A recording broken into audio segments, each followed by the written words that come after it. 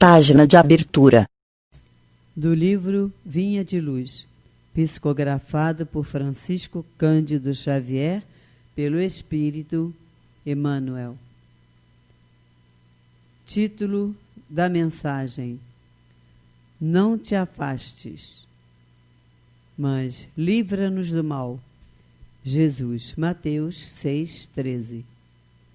A superfície do mundo é indiscutivelmente a grande escola dos espíritos encarnados. Impossível recolher o ensinamento fugindo à lição. Ninguém sabe sem aprender. Grande número de discípulos do Evangelho, em descortinando alguns raios de luz espiritual, afirmam-se declarados inimigos da experiência terrestre. Furtam-se, desde então, aos mais nobres testemunhos. Defendem-se contra os homens, como se estes lhes não fossem irmãos no caminho evolutivo. Enxergam espinhos onde a flor desabrocha e feridas venenosas onde há riso inocente, e condenando a paisagem a que foram conduzidos pelo Senhor para serviço metódico no bem, retraem-se de olhos baixos, recuando o esforço de santificação. Declaram-se, no entanto, desejosos de união com o Cristo, esquecendo-se de que o Mestre não desampara a humanidade. Estimam, sobretudo, a oração, mas, repetindo as sublimes palavras da prece dominical, ouvidam que Jesus rogou ao Senhor Supremo nos liberte do mal, mas não pediu o afastamento da luta. Aliás, a sabedoria do cristianismo não consiste em insular o aprendiz na santidade artificialista, e sim em fazê-lo ao mar largo do concurso ativo de transformação do mal em bem, da treva em luz e da dor em bênção. O Mestre não fugiu aos discípulos. Estes que fugiram dele no extremo testemunho. O divino servidor não se afastou dos homens.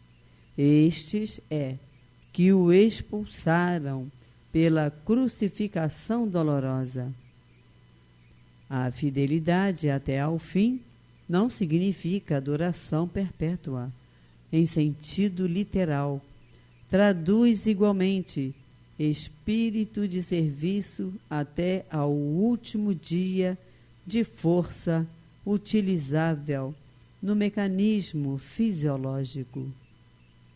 Se desejas, pois, servir com o Senhor Jesus, pede a Ele te liberte do mal, mas que não te afaste dos lugares de luta, a fim de que aprendas, em companhia dele, a cooperar na execução da vontade celeste, quando, como e onde for necessário.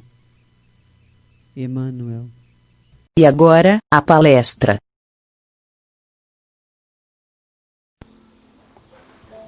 Queridos amigos e amigas na Casa de Francisco de Assis, e todos aqueles que têm tido a oportunidade de nos acompanhar através do estudo virtual da doutrina dos Espíritos, que estamos realizando há alguns meses.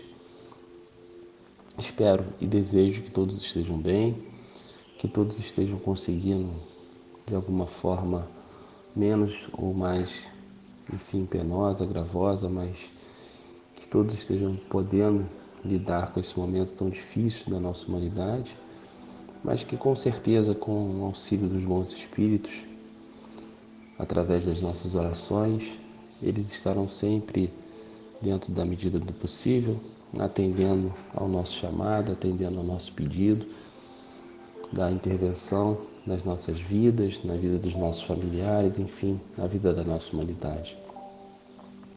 Mas como estudaremos, inclusive hoje, nada foge ao controle de Deus, nada foge à harmonia do universo, e certamente há um propósito maior de estarmos atravessando esse momento delicado e difícil.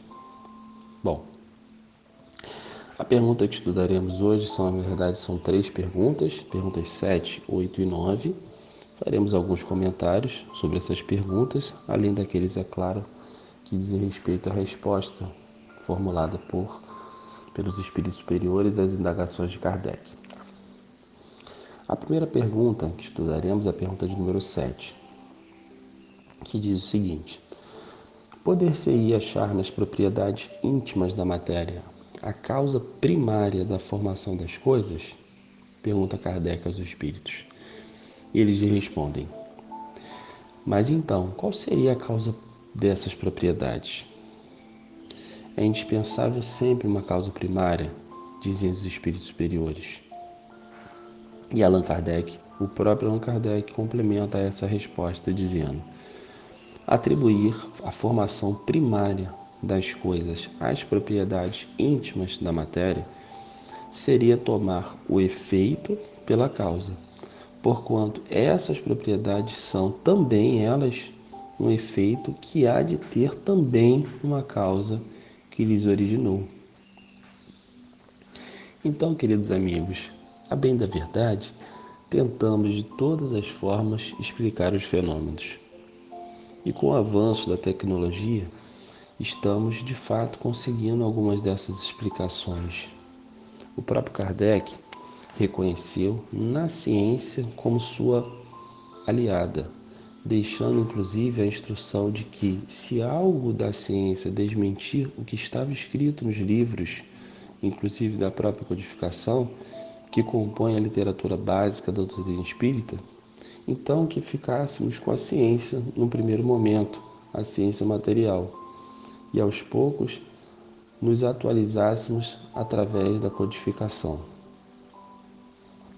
Mas isso é usado de uma forma deturpada, essa que é a verdade, pelos opositores da doutrina espírita, de forma que algo que não pode ser explicado pela ciência, da forma como dita na própria literatura, é de pronto descartada. Na verdade, um cientista do século, por exemplo, XIX, à época da codificação, certamente ficaria estarrecido, estupefado com as novas ideias que temos hoje, com os novos conceitos e principalmente pelas descobertas do nosso século XXI. Um exemplo disso é ver, por exemplo, a admiração de algumas pessoas com idade bem avançada, do início do século XX, por exemplo, que se maravilham hoje, no século XXI, com invenções atuais, como, por exemplo, poder falar com uma distância enorme de um país para o outro, através de um aparelho telefônico, ou mesmo enviar uma carta que levava dias, para chegar ao seu destino, quilômetros de distância, de maneira instantânea, através do envio pelo celular ou até mesmo por um e-mail. São pequenos exemplos da evolução da tecnologia, dos avanços, que a ciência hoje nos mostra que é possível. O átomo tem o seu nome exprimido a ideia de que ele é indivisível, a menor parte, claro.